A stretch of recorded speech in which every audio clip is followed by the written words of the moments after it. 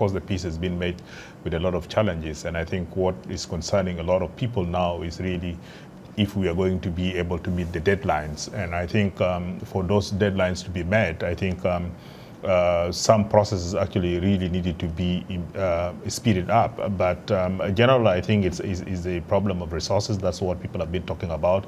But I think the most encouraging thing among all of this is that actually there is a political will to implement the peace process, you know. So I think it's now up really to the partners to try to lobby, you know, the international partners and also the regional partners, both within the IGAD and the African Union, to see what can be done to speed the implementation of the peace process.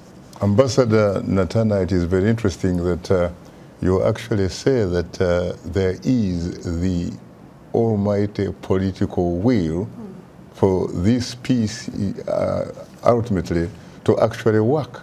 How do you respond to some of your critics who say that when you talk about the peace deal in South Sudan, you are really talking about a couple planning a marriage but actually concentrating on divorce?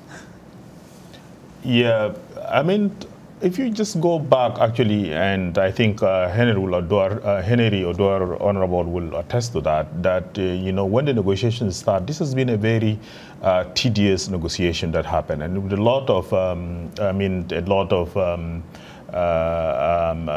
pressure, you know, not just from the region itself, but this actually came as a result of the long war that has taken place. There's a lot of mistrust. So, you know, I think it only goes really for someone to really admit the fact that building trust after a long period of mistrust and fighting is not an easy process. I think that has been the case then when we had signed the peace agreement in 2005, you know. And when I say that, you know, there is a strong will, because we have from our constituency, if you talk to anyone in South Sudan, whether they are from the government or the opposition side, they can attest to you that you really are tired of this war and we really want to have peace, because at the end of the day, it's the civil population that really get affected. And I think both parties, whether they're on the opposition or even from the government, I think they need to answer the call for peace from their constituency.